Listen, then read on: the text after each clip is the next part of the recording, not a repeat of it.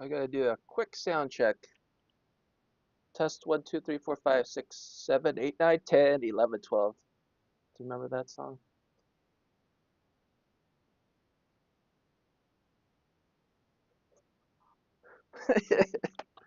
It works.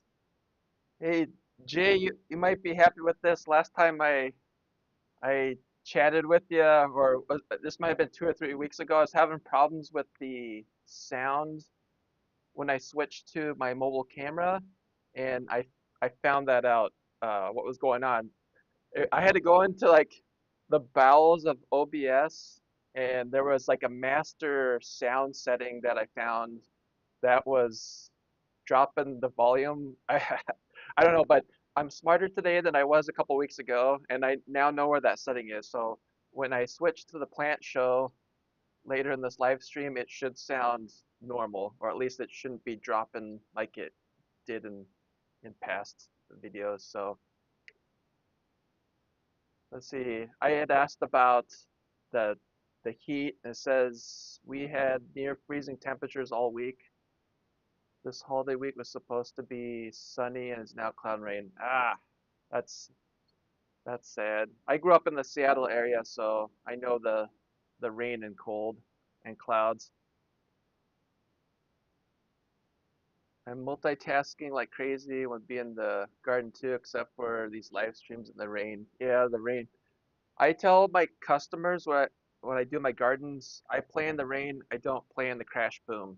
So if lightning and thunder come to town, that's usually when it depends too, because if it sounds like it's going to be the the lightning storm's going to be off in the distance, I'll probably continue to work, or I have worked in the past, but typically when the storms are getting closer, that's when I call it because it's just not worth the risk. Well, happy Saturday, every morning. Thanks for joining me. So I had mentioned, I think a couple months, I know I've said this more than a couple times, but we kind of have freaky weather here in May, and I think it's just climate changes and how weather patterns are changing. So over the last couple of years, I've seen, especially here in Minnesota, where it it tends to be kind of schizophrenic on the weather this time of year. So that means we could go from frost, and at this point in May, we should be past the frost.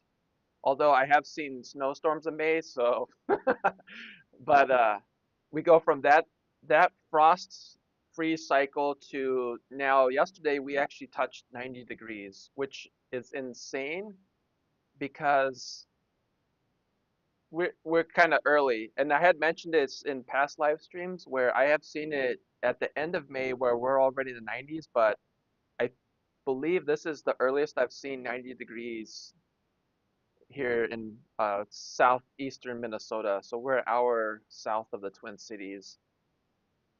And of course, with the weather, the schizophrenic weather patterns, it can wreak havoc on sensitive plants. So plants that don't do well with frost or are warm season plants, they're not gonna be happy at all. And then even with the plants that can take a frost, like the sugar snap peas, the leafy greens are out right now, even cool season edible flowers like calendula, pansies, violas, they could take a frost. But when we go from that temperature and weather pattern to like yesterday where it's 90 degrees all of a sudden, it's kind of like flipping a switch, and these plants are just what's going on? So yesterday it was lots of monitoring, and I just as my own personal habits and I guess you could say skill set or how I react to these crazy weather swings is there's a couple things that I do and a couple things I don't do. We had some rainfall 2 nights ago, so I already knew from the forecast that yesterday was going to be possibly in the 90s or very close to 90, which is still, like I said, very, very warm for our climate this time of the year. Since we had rainfall the evening before, which I love rainfall, I went and checked the plants, and then I'm gonna show you later in the live stream. I actually did. I planted sweet corn last week, so I have 800 row feet of sweet corn in the ground right now, and that's very exciting. I'm going to be using that for some of my clients later this year for our popcorn activity in the fall. And actually, I'll tell you real quick about that because it's exciting. So with that popcorn activity, I've grown popcorn in the past. If you haven't grown popcorn, I strongly recommend it because it's just a very fun plant to grow. And having said that, one of my joys of doing what I do is the education element where I get to uh, basically inform other humans of how different plants grow and where the food that we buy at the grocery store actually comes from. So, by and large, not everybody is aware that popcorn comes from a corn plant or a maize plant. So, just that fact alone, when I describe it to somebody that's never thought about where popcorn comes from, that's kind of one of those light bulb aha moments. It's fun for me. It's it's just my way of making the world a better place, I guess. So in my opinion, everybody should have a rough idea where their food comes. So, and I won't go on this rant, but i- if you're watching this and you grow your own food, you already know there's kind of a disconnect between where food comes from and the consumer side of it. So anyway, back to this popcorn activity. What I'm doing this year is I'm growing popcorn. When we get to this fall, typically I would harvest the popcorn, but what I'm gonna do is I'm gonna let the plants dry. I'm gonna cut the corn plants off at the soil, and then I'm actually gonna bring them into my clients. So for that, that's th therapy clinics, so speech therapy, occupational therapy clinics, and then also most recently I started working with senior retirement or senior living communities that have independent living, assisted living, and then uh, memory care. And I've been working a lot with memory care lately. I mentioned that a little bit last weekend. It's a very exciting part of my journey this year is just being able to work with these folks. But anyway, back to the popcorn. So we harvest the popcorn. I'm going to bring the whole plant in. And then the idea is to have my clients or these communities get their hands on the popcorn. So instead of buying the bag of popcorn that you typically get at the grocery store, I designed this whole activity around it to where they're going to be able to remove the ears from the corn plant after we talk about the corn plant. I also incorporate education and some humor with these sessions. So, hi Shawnee, I'm listening from the garden. Nice. And I should say, look to Nature Homestead. Nice to see you this morning too. Shawnee says it was 87 Fahrenheit yesterday. Yes, I just mentioned Shawnee that I saw 90 on the thermometer yesterday, so it's pretty wild. So happy summer, I should say that. Anyway, back to the popcorn activity. So my clients will get to touch the popcorn, and unlike where you usually buy it at the grocery store in its finished form, ready to use form, they'll be able to remove the ears. I'm going to talk about the corn plant, how the plant grows, like fun facts with pollination. With a corn plant is way different than other types of plants pollination, so that's kind of the education element. And then they'll get to remove the kernels from the ears, and then we're gonna pop the popcorn. I have three different, I think it's three different varieties of popcorn this year. I have a Pennsylvania Dutch popcorn, which I haven't grown that one before. Actually, I don't think I've grown any of these. I've done Tom Thumb in the past. That's kind of a popular one. I have a Dakota Black popcorn. So part of my angle too, and this is just feedback I get from my clients, is I listen to what has the biggest impact on their community or in the circumstance where we're talking about a therapy clinic like an occupational therapy. I'm listening for what has the biggest value for those clients. So for the occupational therapy, I found out that colors are huge. So this year I've really chosen varieties that have lots of vibrant colors or something I didn't even think about, but now that I'm kind of in the occupational world as a vendor or a specialty grower is something that has multiple colors on the same plant. So, for instance, I have a couple different types of beets. One is a F1 Merlin. So you have kind of like that dark red on the outside. You also have the red and green leaves. But when you actually cut into the beets, you get multiple shades of red and purple. It's very, very cool.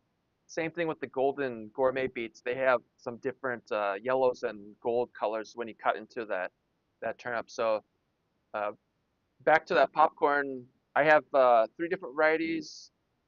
So I told you about the Pennsylvania, the Dakota Black, and then I'm also doing Carl's Glass Gem. And I'm curious, have any of you guys grown popcorn before? If you have, what was your experience? I love growing it just because it's so different than doing sweet corn. The plants are compact, so they're smaller than a typical sweet corn plants, and then they're just very cool looking plants. So the ears are typically a little bit smaller. It's just a really neat experience overall. See, Look to Nature Homestead says I grow lots of darker varieties for the anthocyanin rich compounds. Fantastic. And then Ecology Today says the rain is here and looks like it will drizzle all day. That sounds like Seattle. That sounds like my home. Yeah, my I can empathize with you, and that's another reason I love living in the Midwest because we have extreme temperatures throughout the year. But the nice thing is that we typically have more days like today, and just like last week, it's going to be a nice sunny day behind us. So it's going to be warm again. I think we're mid 80s today, but it's just going to be a beautiful sunny summerish, although albeit a spring day. See, the strawberry popcorn was pretty good. That's nice. Thank you. I appreciate that. I'm going to add that to my list of possibilities in the future.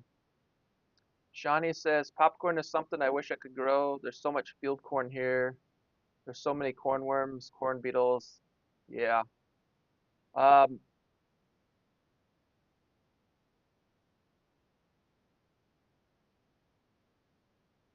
Jay says, yesterday I was very tempted to buy unique popcorn to grow, but the raccoons will attack it in the garden.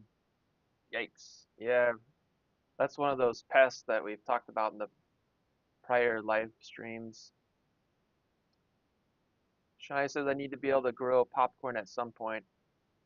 Yeah, it's a fun one. Shawnee, I don't know if this helps. I also have row corn. So I think this field over here, it's 80 acres. I'm pretty sure that was corn that went into it. They usually flip-flop, so it's the same farmer. Usually have corn over on this side and then beans on this side, and they flip-flop every year. And I guess I could say this publicly. I would love to own that 80 acres at some point and then expand my nursery onto it. So that's my dream. And if you're independently wealthy and you'd like to invest in MEG's edible landscapes, I'd love to have a chat with you.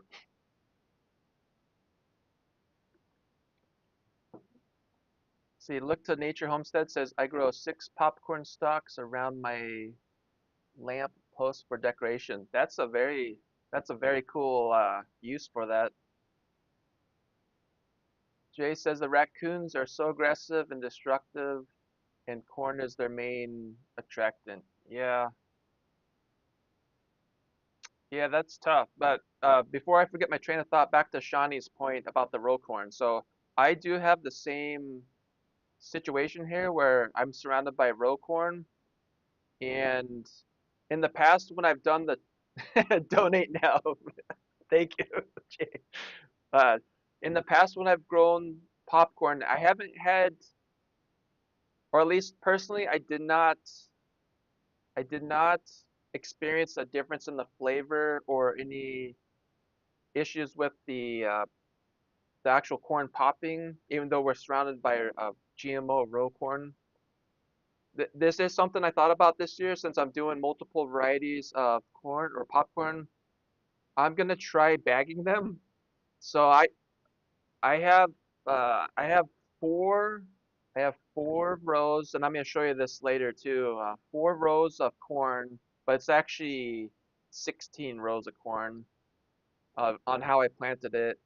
So they're standard spacing between them, and I have them pretty close. But besides, I have that pressure from the GMO corn outside my garden area.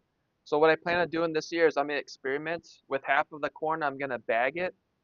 So I'm gonna bag both the tassels and the silks, and then I'm gonna hand pollinate on the ones that I'm controlling, and then the other ones I'm just gonna let them do their thing. And then I'm curious. I'm gonna do some videos on this later this year because I'm really curious to see if there's a huge difference in a bunch of different characteristics. One, how the if the pollination changes between hand pollinated popcorn or letting it do its wild thing with the GMO corn outside. And then I also want to know if there's any issues with flavor or the popping ability of that corn this fall. So that's something I'm gonna be doing. And if you actually Google, there's products out there to where you can buy relatively cheaply. You can actually buy bags. They're about this big, and they just you slide them over the silks and um your uh your top of your corn. Why am I drawing a blank? uh your pollen, it keeps the pollen safe, and then it keeps your ears safe from cross pollination. So that's my plan this year, and I'm gonna share the results later this year. I'll do a couple of videos on that. But as far as the raccoons, we have raccoons around here. I haven't I haven't really had issues with the popcorn and the raccoons in the past, and I think that's probably because there's so much corn right at my next door field over here with the row corn. I also have a 7-foot fence that goes all the way around where my popcorn is right now. That's to keep the deer out also. So we also have a dog that likes to chase after other animals on the property, including cats, which we do have barn cats, so that's kind of fun to watch. But yeah, so it's tough with raccoons. I will say too, with having chickens or formerly having chickens, one thing I did not fully appreciate about raccoons when we first got chickens is that they have all the time in the world to think about how they want to get your chickens, or I guess in your case, the corn or your other plants. And I severely underestimated how determined raccoons are to get what they want. So I actually lost half of a chicken flock just because the raccoons kept on coming back every night until they figured out how to break into the coop. So that learning lesson was I need to be vigilant. So I'm not sure if you can do this, Jay. Since we live out in the country, I can use firearms. Um, but anytime I see raccoons on the property or I see evidence of raccoons on the property, meaning raccoon poop, if I come across that, my live traps go out immediately, and then I'll usually bait them with chicken wings. That's what I use. It works well. And then once I catch them, I dispatch them immediately because especially when I had chickens, after I figured out the hard way, I can't risk having raccoons around at all. So I also have a neighbor that has chickens, so we kind of team up, and if the raccoons show up, then we go on the hunt.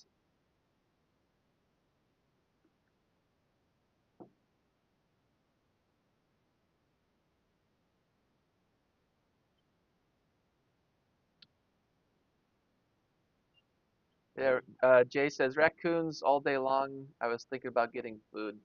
Yep, yeah, that's what it seems like. That's exactly what it seems like.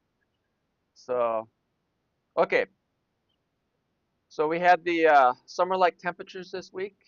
Uh, we had something else that I wanted to show you, and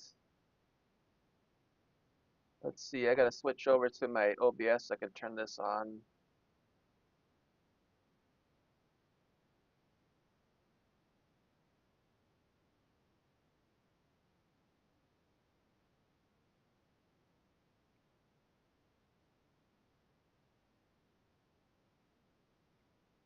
Where? Right here. This is what I need right here. Okay. I gotta.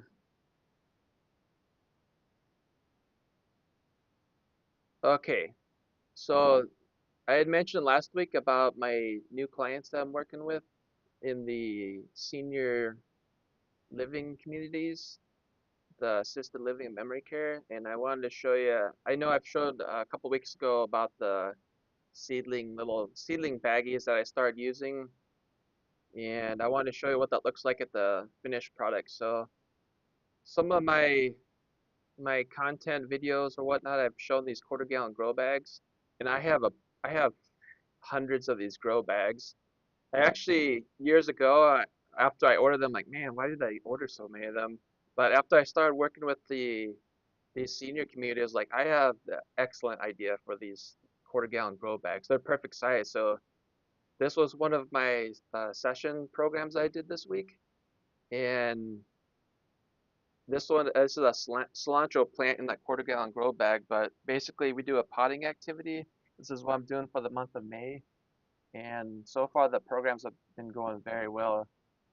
This is one of my clients' web or Facebook pages, and this is what it looks like. So this is a very cool time earlier this week in up in the Twin Cities. And you can see where they're gonna select their seedlings. I have in the plastic trays that I've shown on this live stream before, but that's something I wanted to show you guys.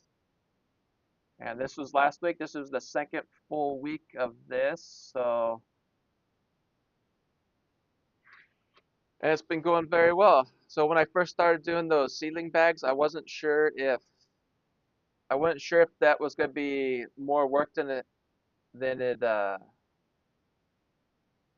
I wasn't sure if it was going to be worth the labor for putting those seedlings into the little pouches, but I could say after the last couple of weeks they work very well, and I think next year I'm going to continue to use them. So for the rest of May, that's what I'm going to be doing is the May potting activity, and then when we roll into June, the first week of June I have a couple of new clients coming on that I'll continue to do the potting activity. But with June, how I'm going to transition is depending on the community. Some communities don't have a lot of green space, or they don't have raised beds or planters, anything like that, which is kind of my idea with doing the grow bags or the small quarter gallon is that even if they don't have a space that they could grow outside, so think like urban Minneapolis, St. Paul, then we can still have something in the grow bag where they can grow it in the window or inside, or they can even grow that outside and it can continue to thrive and whatnot. So June, we're going to transition to the spring plants. And since I do everything in grow bags, it's really slick for me because I've been doing this for years now where I can actually bring a instant garden from here to a senior living community, and then we can do a program around that. So June is going to be the month of the sugar snap pea. I hope you're growing sugar snap peas in your garden because it's one of my favorites. Personally, it's one of the favorites for my family and for my clients and my actual gardens that I do. That's one of the favorite spring vegetables are sugar snap peas. So again, with some of my OT and SLP clinics, with the colors, that's why I do three different colors for sugar snap peas, honey snap, royal snap, and then sugar and. They do really well in the grow bags, and it just gives a variety to the sugar snap pea experience. So when we roll into June, I'm going to be bringing these spring type plants, heavy sugar snap peas, but also the spring type edible flowers. So that is like calendula, violas, pansies, and then springtime herbs like cilantro, parsley. When we get into July, all the spring type plants are going to be getting fussy because it's hot like it was yesterday. So when we roll into July, then all the summer plants are going to be coming out. So when I do my programs for July, that's where we transition from the spring plants into the summer plants. So like the tomatoes, the peppers, cucumbers, the summer herbs like the basils, and I got 5 different basils running this year. I think I've mentioned that in the past live streams too. But oh yeah, thanks. This week, I appreciate that, Jay.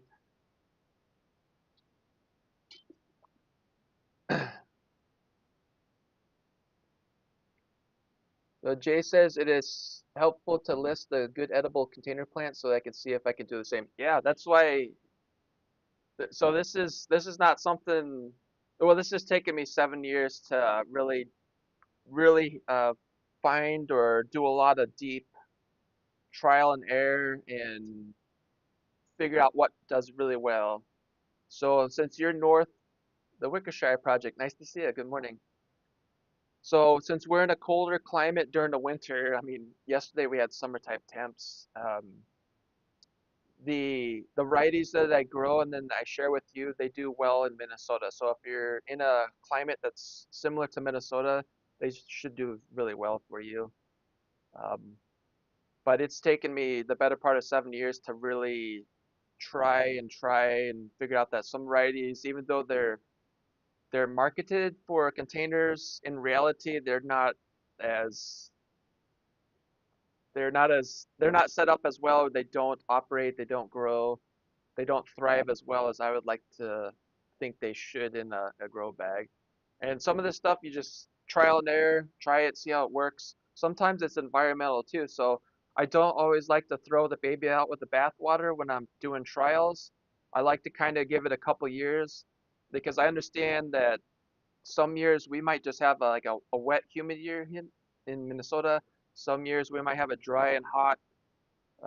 Other years we might have some weird, like a May snowstorm, for instance. And so I like to give a couple years for a new variety that I grow out just to see if it was the climate environment that was influencing that plant's behavior for that year, or if it's truly that variety. And I've mentioned this before, and I'd like to say it real quick again, is that uh, just because one seed supplier or seed company says like I'll give an example. This is Mini Love Watermelon because this is the actual variety that I've had issues with in the past. Or Oregon Spring, that's another one. So even though this company might say this is Oregon Spring, I'm not exactly sure who they get their seeds from. That's not typically disclosed, but that plant may operate or grow differently than the same seed that's labeled as Oregon Spring or uh, Mini Love watermelon from another company. And I think it has to do a lot with who the producer or the seed breeder is. Um, I just want to share that because I also like to do that too, is buy seed varieties from a couple different sources to see if I have a huge difference or discrepancy in how that plant grows. And I know at this point, after doing this for so many years, that I have my preferred seed companies for certain varieties, but it's just something to know too. So if you buy something like those two plants that I mentioned and you get kind of odd results or the plant just doesn't look like it's thriving or happy, try a different seed company. There's plenty of seed companies out there. So try a different seed company for the same variety. See if you get different results. If you do, then you know it's probably the seed breeder that that company got their seed from. Um, but that's just my advice on that because I have had this on multiple different varieties. So okay, so more for this week. We we're in we're past the frost for Minnesota technically. And I'm going to show you here in a little bit one of my plants that I brought up from the plant nursery, or it's a tray of seedlings. I think I mentioned this before, but some of my plants like tomatoes and peppers, I'm trying to get to the point where I don't have them. I'm trying to shorten their stay in the plant nursery under grow lights. So that means I'm trying experimenting with starting them later in the season, which this was very difficult for me 7, 8 years ago because we all get spring fever when we're cooped up and it's nasty weather outside and the trees don't look like this over my shoulder.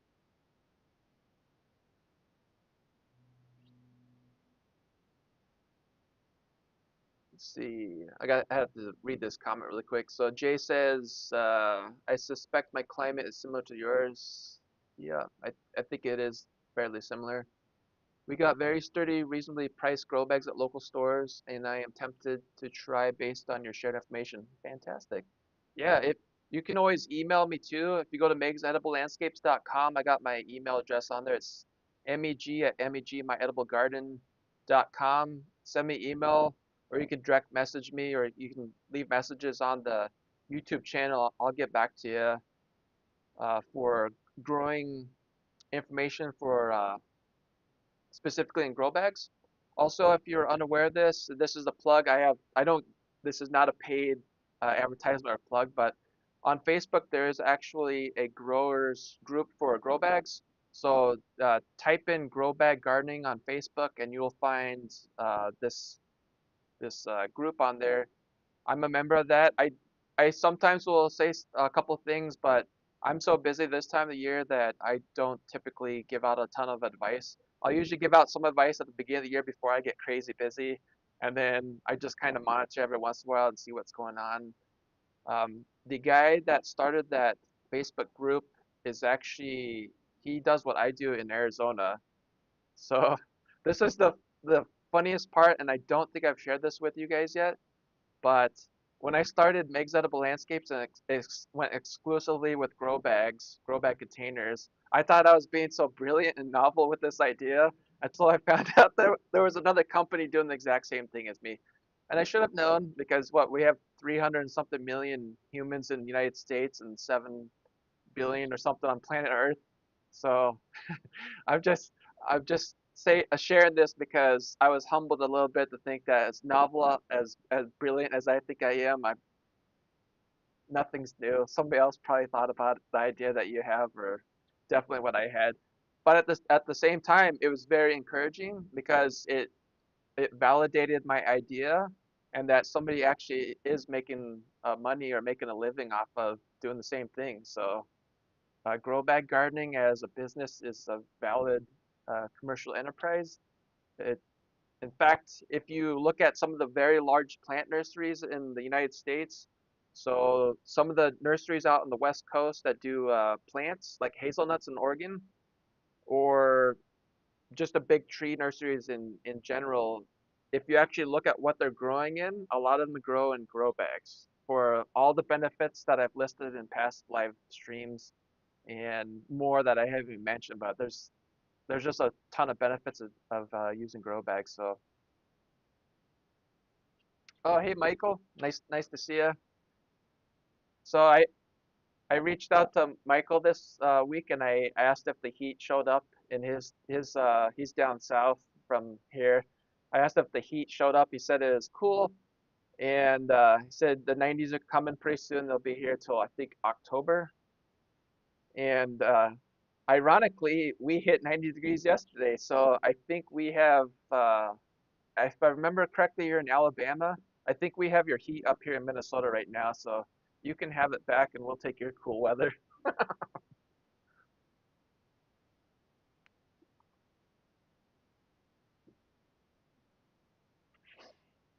See, Wickershire Project says living with grow bags for 3+ years. Nice. Wickershire, I'm curious, do you have any personal experience or tips and tricks on growing in bags? There's a ton of information out there. I'm just curious to know what you do. More specifically, I'm curious to know how you plan your irrigation. Do you hand water your grow bags, or are you more passive, like an automated system or maybe a tray?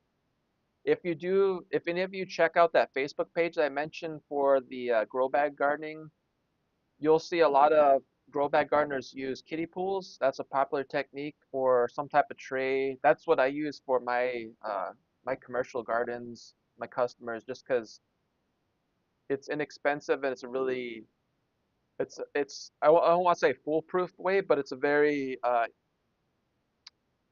It's a very good way of ensuring that the grow bags are properly uh, watered, or the plants get the water they need when they need it. See, Michael says I wouldn't wish the humid heat on anyone, but I grew up in it, used to it here. That's an interesting point because I was going to mention this to you.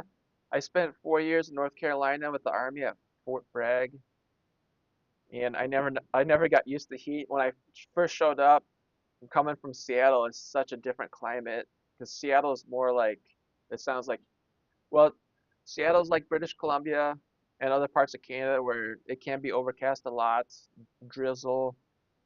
That part of the world, Seattle, I always tell people who haven't been to Seattle, it's the only place I know of that it can be raining and you don't get wet because it's just such a fine mist.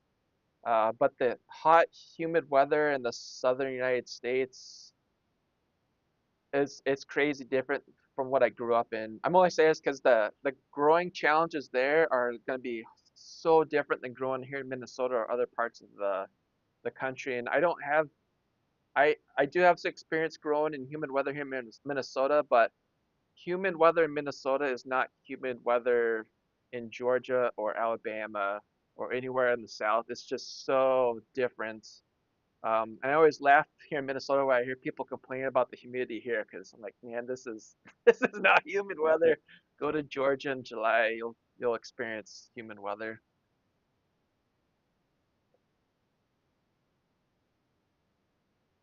See, Wickershire Project says I hand water, but changing over to drip, yeah. Drip irrigation works well. I use drip irrigation for my customers for years. I steered away from that just from the sheer amount of time and labor that's involved.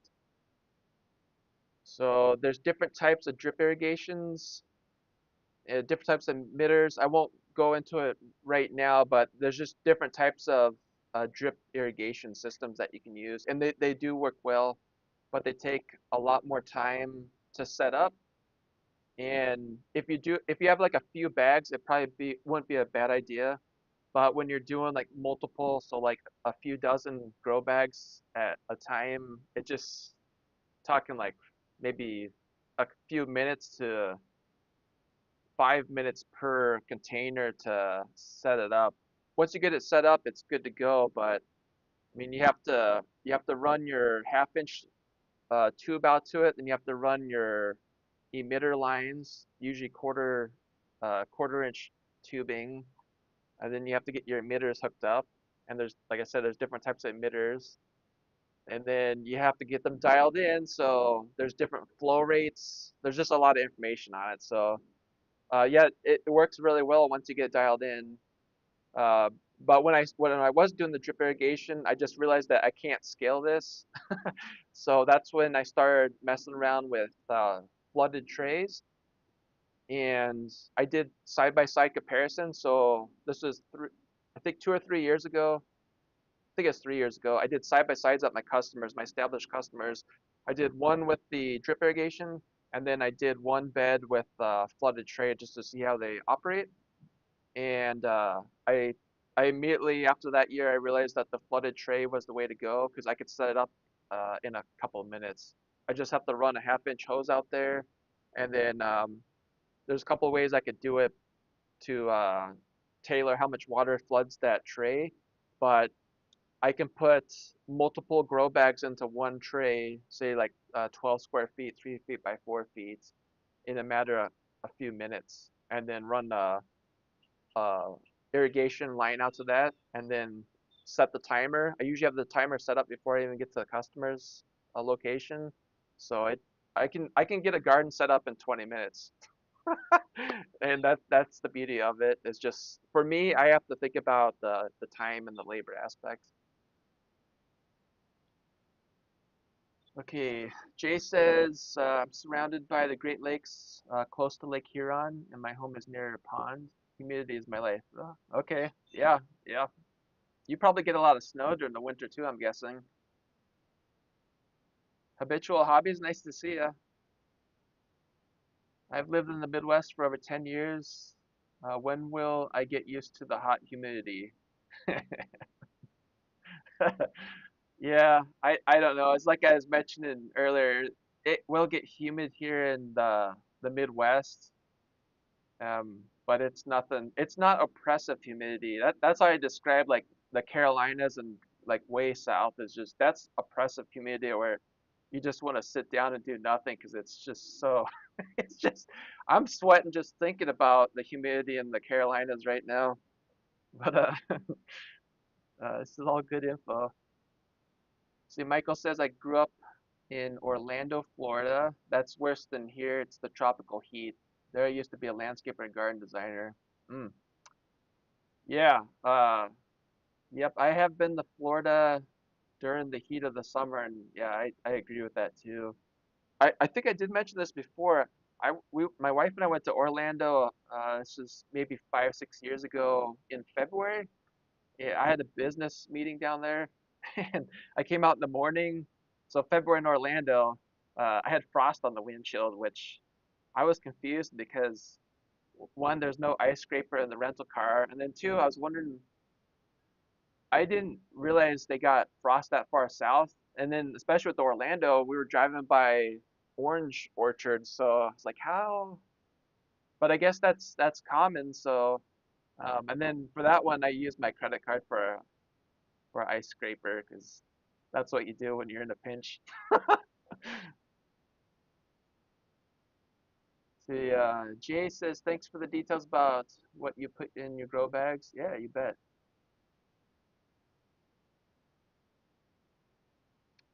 Wickershire Project says to grow tomatoes in grow bags, we have to load the top up with mulch to keep moisture consistent.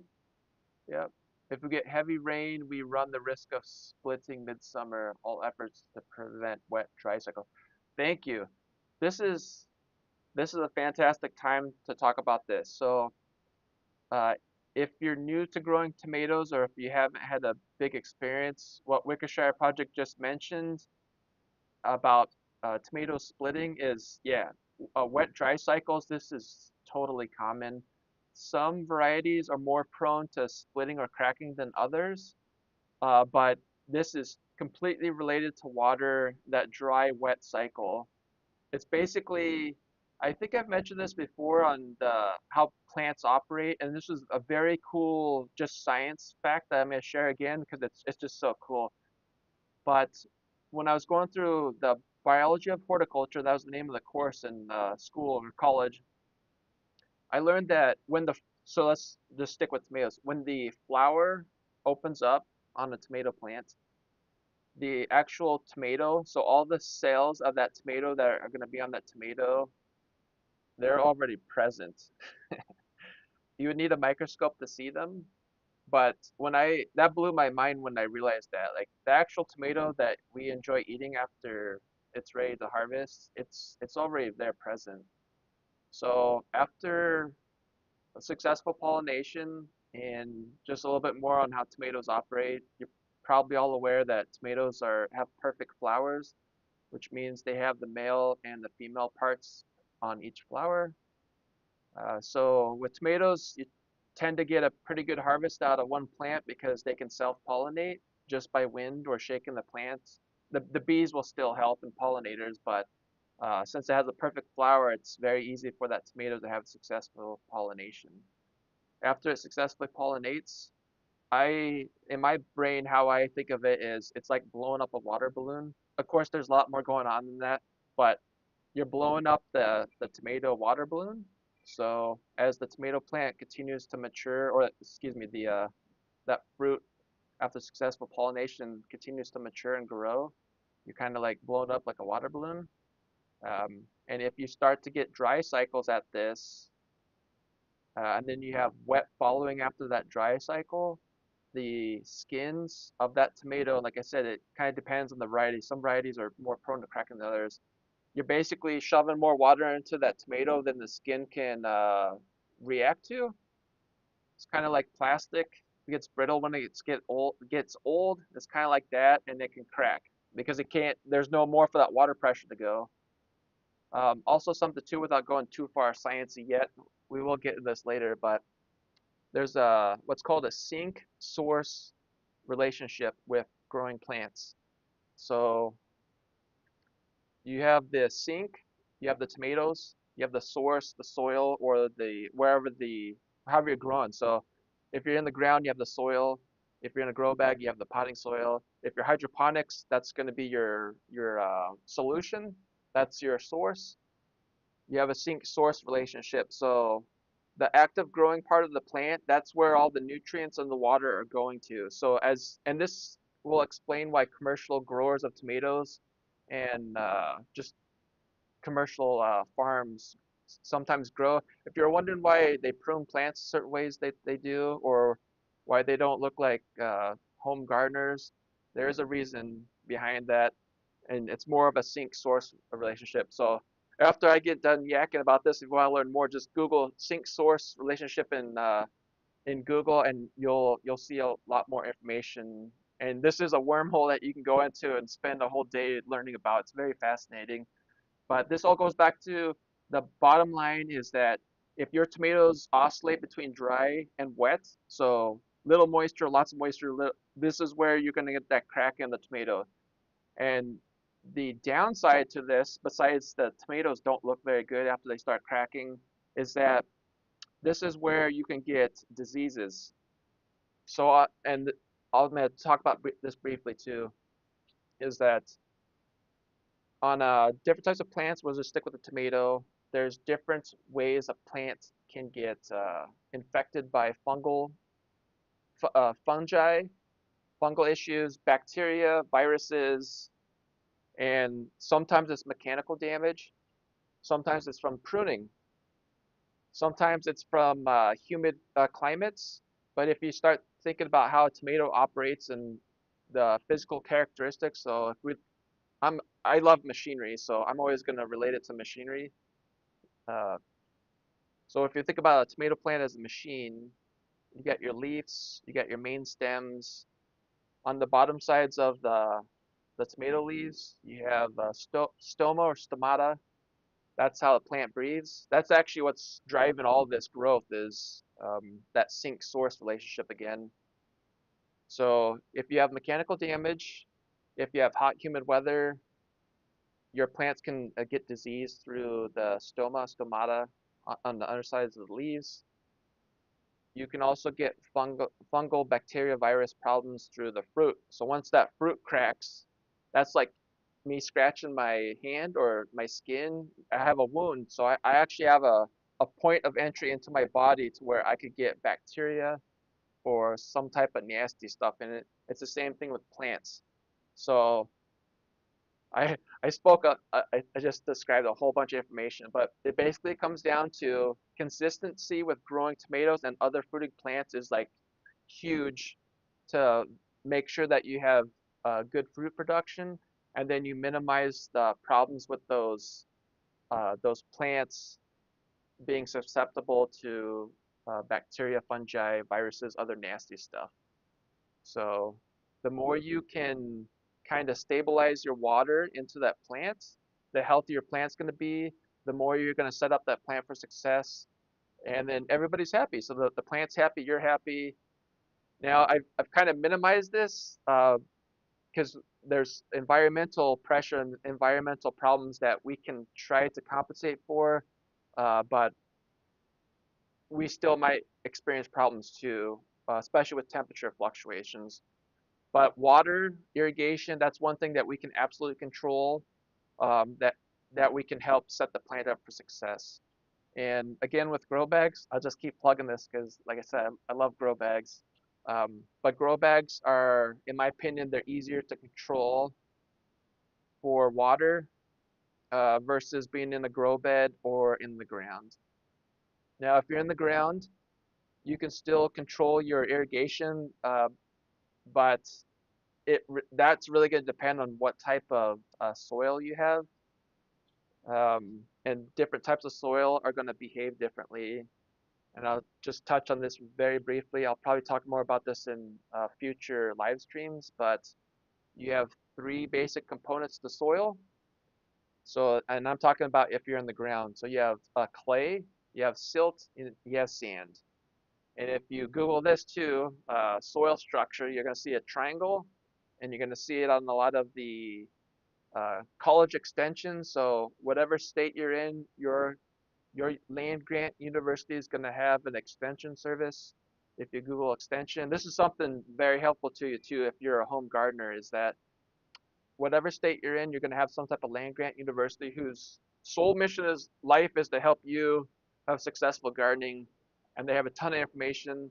The University of Minnesota has a website just for home gardeners. They also help commercial growers too with certain pest problems, diseases. But your state will have a website through their extension service just for this type of information. So if you do look for soil composition, you're going to see that triangle, and you're going to see silt, clay, and sand, maybe not in that order, but depending on the composition of those three elements of your soil, it's going to determine what type of soil properties you have. And this is huge for water. So for talk about that tomato plant again on the dry or the cracking tomato fruit, different types of soil structure, depending on what you have, are gonna determine how much water your soil can hold. So if you think about this, the sand is probably not going to hold much water compared to the clay. If you just think about uh, the aspects of that. So what that means, if you're in sandier soil, you're going to need to uh, hopefully you have enough rainfall. If you don't, then you're going to have to compensate for irrigation water. I've talked about this in the past where um, if you have well water like we have out here, that's not always the best water to put on your plants, because for us here, I'm speaking specifically for this part of Minnesota, we have high alkaline water. If I continue to pump that high alkaline water on my plants and grow bags, it's going to wreak havoc because the pH is going to uh, come up on that, and then it's going to affect how that plant grows by changing the soil chemistry. But anyway, back to if you're growing in the ground or garden, you got that soil structure. If you have a clay soil or high clay soil, now you have the opposite problem where you're going to be holding a ton of water. And these are types of soils that get waterlogged. And that's not healthy for plants either, because plants need oxygen for respiration, especially the roots down in the soil. They absolutely need oxygen. So if you have a heavy clay content soil, you're not only going to have problems with waterlogging, you're just going to have problems in general, because uh, that's tougher soil for those plants to try to grow into. So those are just very quickly a couple of things that if you haven't thought about, it's a good thing to think about, because it directly affects the relationship of your beautiful tomato plant and having a successful experience with growing that in whatever soil or setup you got. Okay, I got to get back to the chats here because there's a ton of information here. So let's see.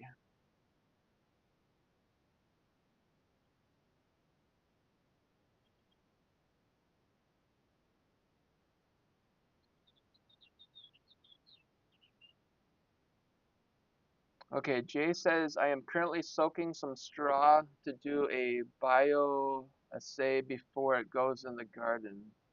Interesting. Let's see. Michael says, love tomatoes. I grow local Alabama types. Hey, Michael, do you have any recommendations on your favorite local tomato plants? That's what I'm curious.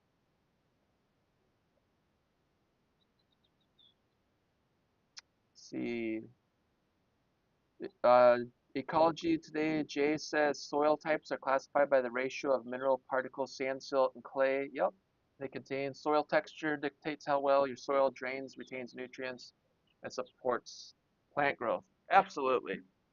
So there's a bunch more stuff we could talk about. I'm not going to discuss it today, but there's something you get into when you start talking about nutrients called a cation exchange capacity. So Google that too, because that's a fun scientific term for Saturday morning over coffee. CEC, cation exchange capacity. And this affects any type of growing medium you have. So if you're in the soil, So in the ground, traditional garden I'm referring to, or if you're in a raised bed, or if you're in grow bags like me, or if you're in hydroponics, somehow, some way, whatever medium you have, aeroponics, you have what's called a cation exchange capacity. I won't go into this hard right now because this is like serious chemistry. It's all fascinating stuff. But this determines how much nutrients your soil can hold at any given time. And like the watering, so like a sandy soil is going to hold less water because it's just going to flow right through it quicker. This also determines how much fertilizer that you need to put on. So in a sandy soil, the cation exchange capacity is going to be less than a clay soil. So you're not going to be able to dump a ton of fertilizer at one point. You're probably going to have to do fewer fertilizer applications, but more frequently than somebody that has a loam or a heavier clay soil. See, Sarah says, what is the right pH to water with and can we adjust it? This is a fantastic question. Thank you. So uh, I'm going to use a broad brush to paint here. And every for most of the vegetables that we're going to grow, there's some exceptions, but most of the vegetables that we're going to grow, so whether that be a tomato, radish, leafy greens like kale, lettuce, uh, maybe even squash, watermelon, they're all gonna like slightly acidic soil. So let's just briefly visit high school chemistry. I I did a lot better in college chemistry than in high school chemistry because in high school I was bored half the time. When I got to college chemistry, I was very interested, so I paid attention because I needed to get as much information as I could to grow better, right? But high school, I usually perked up and paid attention when we are blowing something up or lighting something on fire. But in college chemistry, you talk about pH, and by pH, we're talking about hydrogen. So talk about how much hydrogen a solution or soil or in this case water has. So to tie this back to the plants that we grow, the vegetables, most of the vegetable plants that we're gonna grow, they're gonna like something slightly acidic. So neutral is 7. If we go less than 7, now we're talking acidic. So acidic soil, acidic solution, and that means it's going to have more hydrogen in it. So if we go higher than 7, now we go alkaline. And like I mentioned earlier, I have well water that's has high alkalinity. So for me, I have to be aware of that, and I don't want to continue to dump well water on my plants because especially in grow bags, it's going to cause problems. Now, in the past, what I've done to get around this is I'll add elemental sulfur. What sulfur does as it hydrates or it reacts with water, it actually turns into sulfuric acid. And if you're an auto person or a mechanic or a tech like me, you'll recognize that because that's in battery. It's battery acid, sulfuric acid. But that's what we're doing. So for me, as with what I'm doing is I add sulfur to my grow bag fertilizer mix, just straight sulfur. I haven't checked to see if I could buy this at the big box stores like the Home Depots or Lowe's of the world. You might be able to, but I buy elemental sulfur in 50-pound bags from my horticulture supplier. So to answer your question, Sarah, yes, we can adjust it, but I might do this next week or in a future. I did this earlier this year before the gardening season started, but um, you can get really inexpensive pH dip strips if you look on Amazon or any of the big websites, you'll see pH, or search for pH dip strips. So what it is it's going to be a strip about this long. I'm saying this because it's about 3 inches long. It's got like this little colored square at the end of it. It's going to have instructions on how to operate this. So you're basically either dipping this in whatever irrigation water you have or whatever solution you're testing. And then on the side of the container, it's going to have a color-coded bar, and it's going to tell you what the pH is of your solution or whatever you're testing. So if you look on Amazon or some of these bigger box stores, you're going to see some pH like pen testers or pen meters or whatever. They're usually sold for like, I don't know, most of the ones I see are about $20. I wouldn't really recommend those because you're going to get a better accurate picture with the dip strips. And the dip strips are just as quick to check your water, whether that be well water or if that's city area or a city water.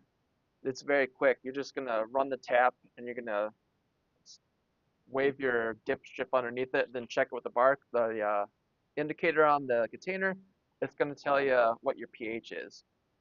So there's something else you could do, and I do with a lot of my customers. If I'm growing garden, or if I'm delivering or setting up a garden in a new municipality, most of your municipalities are going to have some type of public. I think it's actually required by law, honestly. I don't know.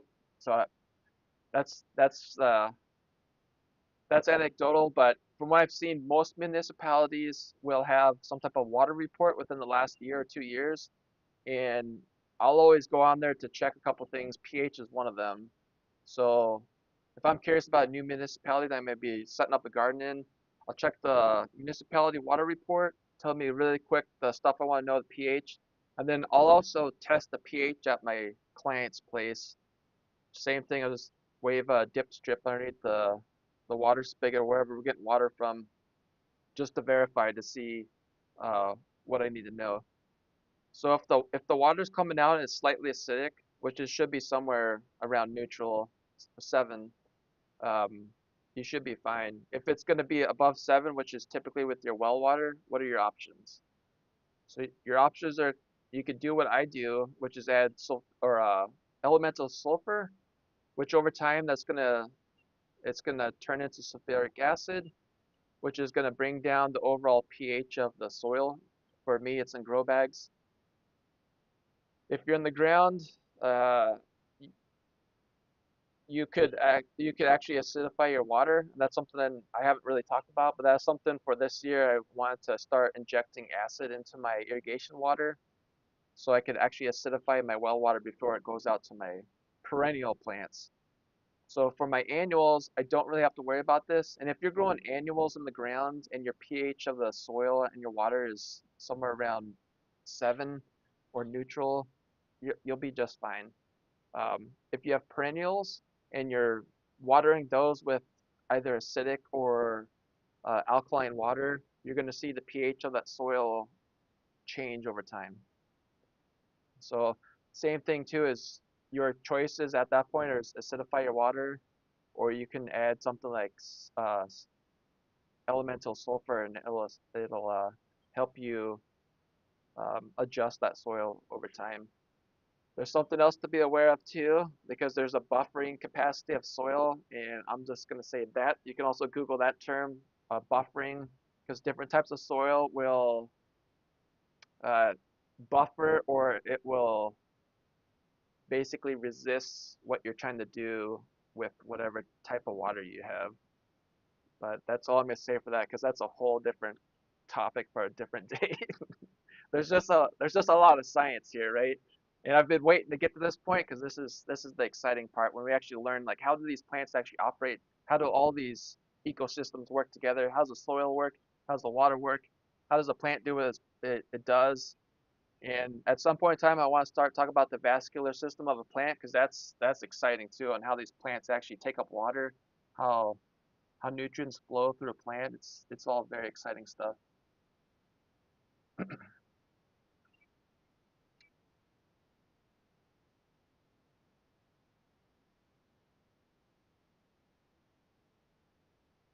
So Jay says you can determine your soil's texture by trying the ribbon test. Grab a handful of moist soil, squeeze it, and try to roll it into a sausage. See if it crumbles and falls apart instantly as sand. If it forms a short, weak ribbon, it is loam. If it bends into a long, flexible ribbon without breaking, it is clay. Yeah. I haven't used that method, but that sounds legit. There's another way you could do it, and how I was taught at Oregon State University for soil science. You could take that same amount of soil that you're testing, and you can So if you put it in your hand, you hydrate it or squirt it with water. When you start to rub it, if it's gritty, that's sand. Uh, if it's shiny, that's going to be the clay, and then silt is kind of that slippery feeling. So that's another way. There's a couple different ways to do it. There's another exciting way where you could actually use a beaker, and you can use a stopwatch. And when as you mix up that soil and water in a beaker, the different types of soil elements are going to fall out of suspension in that solution at different times.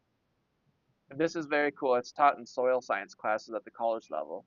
So we're basically talking about the specific density of these materials. So sand's going to fall out first, and then the silt's going to fall out next, and then the last thing is going to be the clay to fall out, the suspension out of that solution. But we're talking about the same thing. Just determine what your soil is composed of. Food forest permaculture. Nice to see you. Happy Saturday.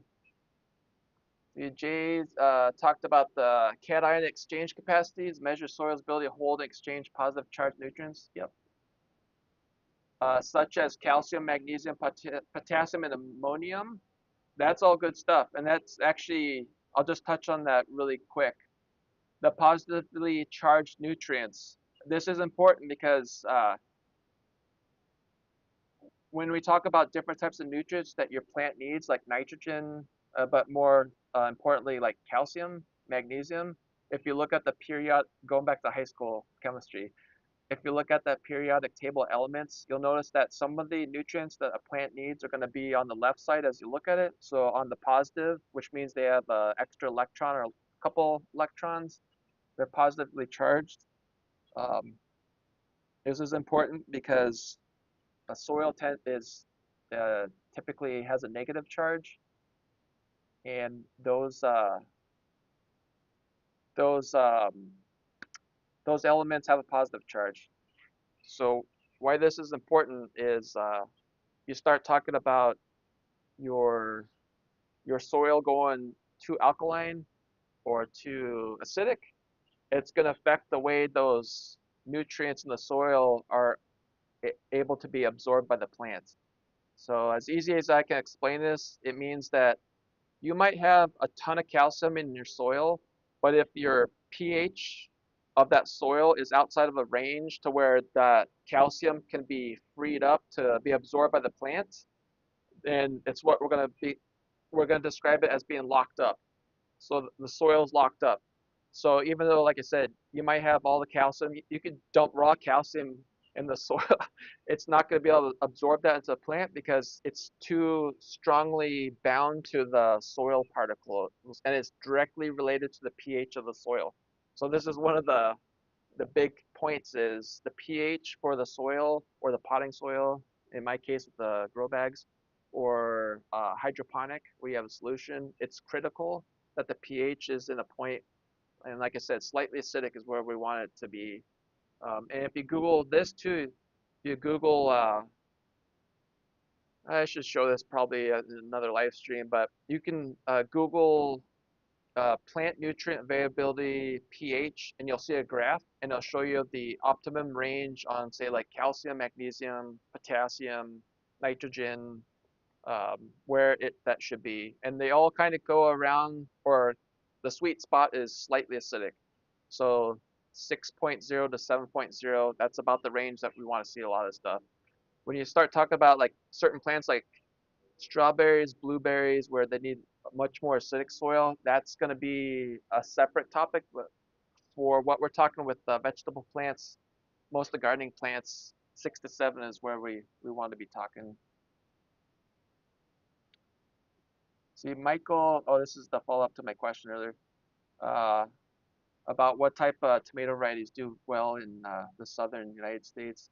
I like my red, pink, and gold. They are heirloom. I'll look up names later, but they do well in local gardens. Yep, awesome. The most accurate and actionable way to determine soil's cation exchange capacity is to send a core sample to a certified laboratory. Food Forest, thumbs up on this. Is great info. Yeah, appreciate it. I've mentioned this before too with the land grant universities, specifically here in Minnesota. It's relatively inexpensive to have your garden soil tested. Last time I used this service, it was about 5 years ago. I think it was $20. And then all I had to do is send like a quart-sized plastic Ziploc bag to the University of Minnesota Extension Service, and then they ask on the questionnaire if this is for home gardening or if you're a commercial grower. This is just for my own home garden because I wanted to see what the soil was when we first moved into this acreage. And so I had them test for micronutrients. The basic stuff they check for are pH. I think cation exchange was on there, but I don't remember. I'm gonna have to check this and then I'll share it with you guys later. But definitely pH, all the macro and micronutrients. And then what's cool too, I don't know if all states extension services do this, but for here in Minnesota, if you do indicate that you're a home gardener, they are going to have recommendations.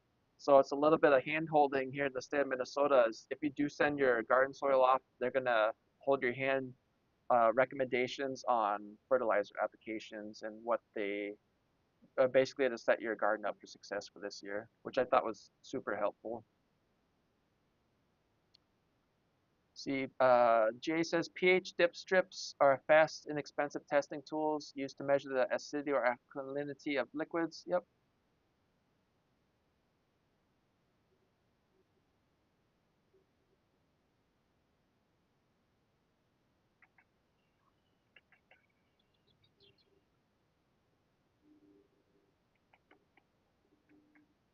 Hmm. Jay said I looked into three closest soil test laboratories and they were about $300 a season. Seem oriented on chemical only solution. That's interesting.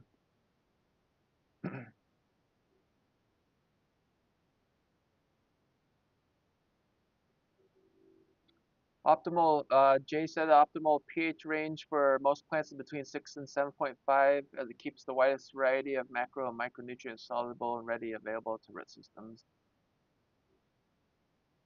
Yep. Awesome. All right. I've talked enough about science stuff, and I appreciate you listening and contributing, because this is where I live every day, all day. This is what I sleep, breathe, eat, drink, is how a plant operates. And for me, I love it, but more importantly, I design systems around growing plants. So I have to know it for my business to set my plants up for uh, success. So. All right. With that, I'm going to transition right into the plant show, and I have a couple of videos to show you today. I usually bring plants up here from the hoop house, but we're getting to the point now where the plants are getting large. So even though we had a freak 90 degrees yesterday when it should really be mid 60s here in Minnesota, that's okay. But my plants, the cool season plants, specifically the cabbage, the broccoli, the leafy greens, they're getting into, and the sugar snap peas, they're getting into the rapid growth stage. So very quickly, there's different stages to a plant's life. You got the activation when the seed first comes to life. You have the seedling after that. I skipped a bunch of steps, but I make it very quick. So seedling stage. After seedling stage, we transplant that, or maybe you did direct seed. We're going to get in at some point in time. We're going to get into a rapid growth stage, and this is where it seems like you go out, water in the morning, you check your plants, come back at night, it seems like they're bigger, or the next day they're in the rapid growth stage, so they're growing very quickly in their vegetative stage. So they're putting on the bulk of their foliage, um, and this is a critical part of that plant's life too. Is for water again, is it needs water so it can pull the nutrients up because it's basically growing its structure to support the fruiting or the flower or the seed or the nut production later on the season. So rapid growth stage, for me, what that means is these plants are doubling in size every week, at least, or more, depending on the size of or the type of plant. And then after that stage, when we get to later this month into June, for the sugar snap peas, they're gonna be flowering. And spoiler alert, my sugar snap peas are already flowering right here in mid-May, which is just nuts. But it's because the environment. So um, and then you get the flowering, and then you get the fruiting. So I'm gonna switch the camera now so we can see the first group of plants I have. And this is one of my trays that I brought out from the plant nursery. These are my tomatoes. I'm gonna kind of move this so you can kind of see from here, but can you tell which one are my dwarf plants? So right here you can just see from the seedling tray. On the left I have these called little bites from Renee's garden. I've been growing these since the beginning. They're a great plant. It's a dwarf determinate. But even though they're determinate plants, and you tend to read about determinate plants where they produce all their fruit at one time, this is true for these. But the cool thing about this plant is that after they get done producing 120-ish cherry tomatoes, they're going to continue to grow. The plant won't get any bigger, but what I have found is that I typically get two flushes of tomatoes from these plants right here. So uh, little bites cherry tomatoes. I'll get a main harvest June, July, and then the plant will kind of go through like a reset, sort of like the cucumbers I've talked about before. And then I'll usually get a second run of cherry tomatoes from the same plants before the frost comes in the fall. So that holds true for a lot of different plants. Determinants is that even though they produce all their fruit at one time, if you have a long enough season, they could have a second wave of production. And then I have, I don't know, these are either sun golds or I think these are sun golds right here. I'm not looking at my sheet to tell me what's in there, but I got three different types of cherry tomatoes in there, or varieties, I should say. So the ones on the right, those are indeterminate. I got Bing in there too. I think that's what it is. So Sun Gold and Bing, and then the Little Bites from Renee's. So I was mentioning, I started these later than I have in the past, and these guys are about ready to go outside into the grow bag. So that's what's going to be happening this week is they are they are going to be going into their final grow bags for production.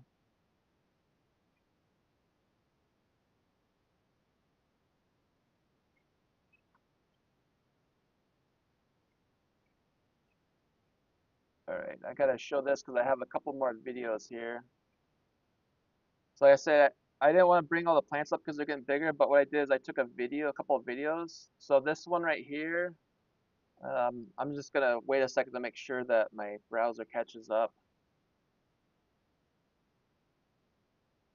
So this is my popcorn that I planted this week. And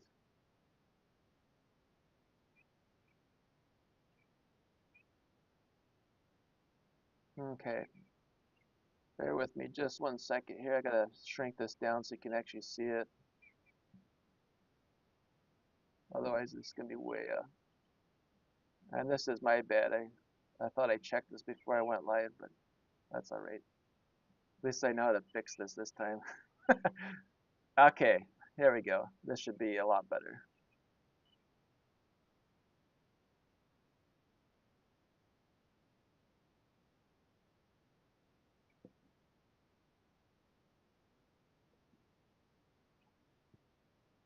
This is one of the nuances with the OBS. Okay, so this is my popcorn.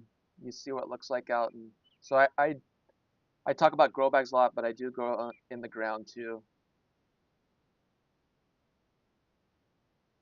This is all popcorn. Uh, I always like to experiment and try different methods of growing. So I started doing this years ago too. The uh, the PVC that I have, that's 2-inch PVC that's cut like I think it's 2 inches. Try to get about 2 inches. Each one of those is a corn plant. I I transplant as much as I can. I don't like doing direct seeding for a bunch of reasons. One, we have massive problems with cat or mice. That's why I'm thankful that we have cats. Um, uh, but I always like to. I don't like to waste time, so all these corn plants I actually started indoors, which is never recommended on the seed packets.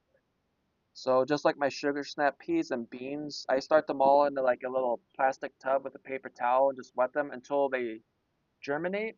Once the radicle comes out, so the root, and then once I see that and the first active growing shoot starts to come out, that's when I'll transplant them. So if you saw on this, the first here, like I just transplanted this week and it's a few inches or a couple inches up out of the ground already. I like this method. It's more labor intensive because I did these by hand, but the reality is I was able to do this whole field. Um, so that's 50, 100, that's 800 feet of corn. I was able to do this in about 5 hours. So, and then that's it.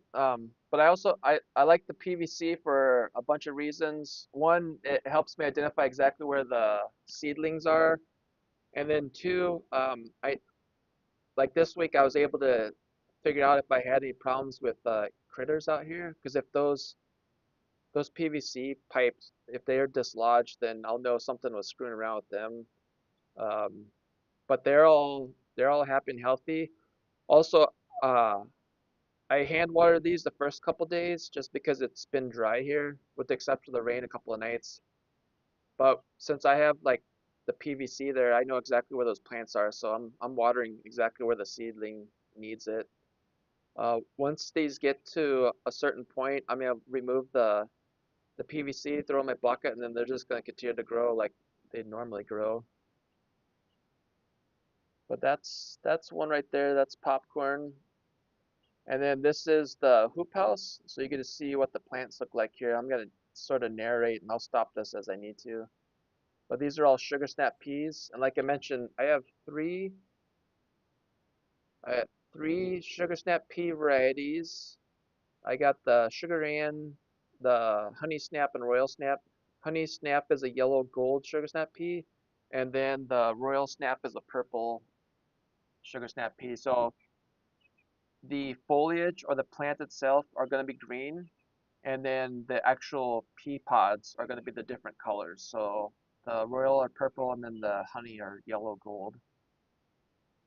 Which I don't think I've told this story, but the first year that I did multiple colors in my CSA gardens, I had a bunch of customers that asked me if there's something wrong with their plant because when it flowered and then started to produce the pea pods, they were concerned because they were coming in like purple and yellow. And I had forgot to tell everybody that, no, that's normal. They're just multiple colors. Colors of sugar snap peas? But so you can see I put these the fence little trellises in the bags. They're cut just for the grow bags. I've been using those for years. They work really well in the grow bag. And all three of these sugar snap varieties, they're not going to get crazy out of control. They get to about 2 feet long, and the little former fence trellis works perfect for them. They don't look like it, but they will. Honey snap, royal snap, and then sugar ants. Some Next, carrots, this is pixie cabbage. cabbage That's that I'm what pointing kind of to cabbage? there. That's pixie cabbage. That plant's doubled since last week, and it'll double again by this time next week. To the right, those are my broccoli plants. Tomato, broccoli. More sugar snap Broccoli peas looks because why beautiful. not? And they're also flowering.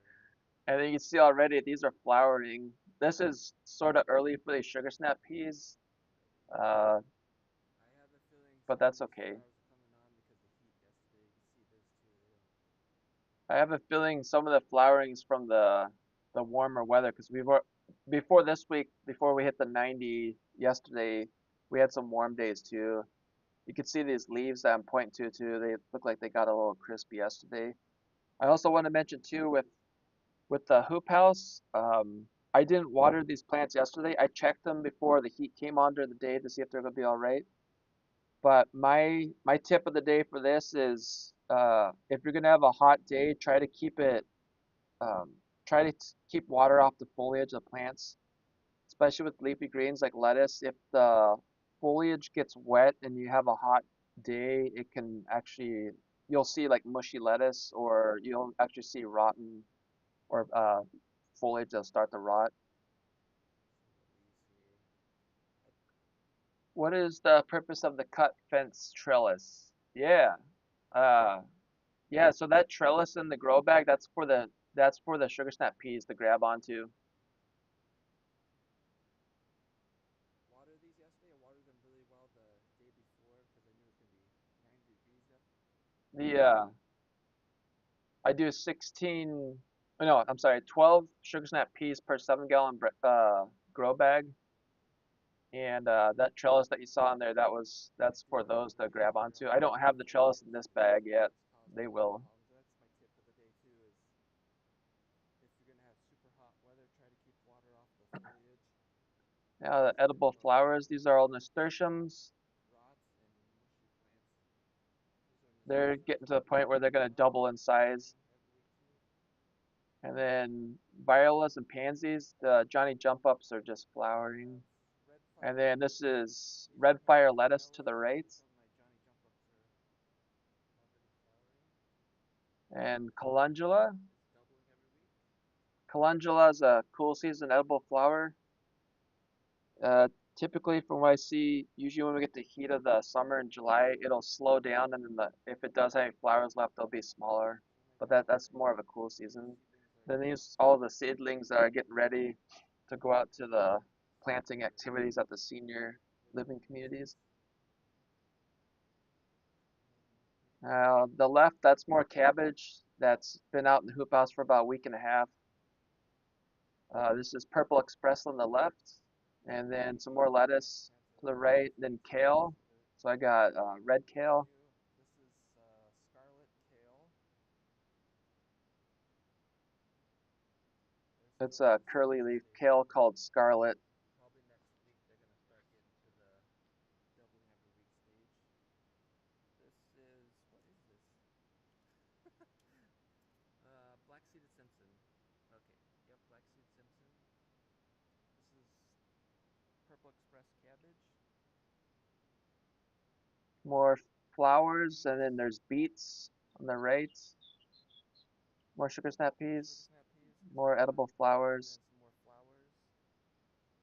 Garden babies, butterhead lettuce, and then more sugar snap More peas. sugar snap peas. It's sugar snap pea season. And then Okay, and this then is over what here, this is the this last is plant. automatic hybrid. This is the sweet corn. So for years, I was looking to see if there's any sweet corn that would work in grow bags. This is from Burpee called On Deck Sweet Corn. It's a hybrid. Last year was a trial, so this is the second year I've done the sweet corn. It worked very well in the container. It was bred for container growth. It's a compact sweet corn, so it's not going to get huge. I think last year is about 4 feet tall plants, and I do 5 plants per bag, and it worked out well. So I was very happy with that.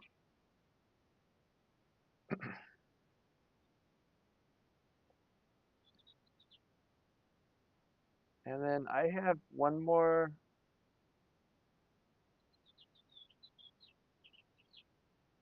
I don't have that up on here. Okay, so I'll just tell you about it. The uh, the last video I don't have it queued up. I can tell you about it's on my channel. I posted a short yesterday. It might be fun for you to watch, but we had a visitor this week, and I don't know if it's still here, but it was a snake. So if you go to my channel, look for the video, um, the unexpected guest that came to the garden. I pulled my buddies. I'm not a snake expert, but my wife tipped me off. I took a video of it, went outside, and yeah. Um, one of my friends thought it was a bull snake. The other one thought it was a western fox snake.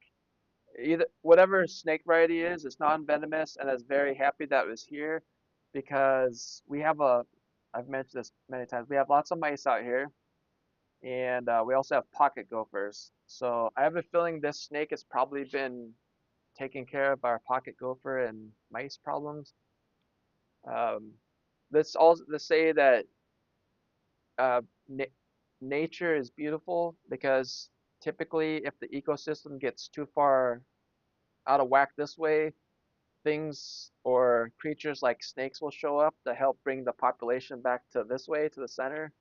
And if we swing too far this way, then we kind of have this ebb and flow oscillation. So uh, I was very happy that we had a predator snake here that's going to go after rodents and pocket gophers and mice because we need it. So, but anyway, it was a fun story because my wife had a very monotone voice when she told me that there was a snake outside. I asked if it was a garter snake because we have plenty of those, but after I found out it wasn't a garter snake, and I noticed that it was quite a bit bigger. It's about 6 feet tall. It's probably about this big around.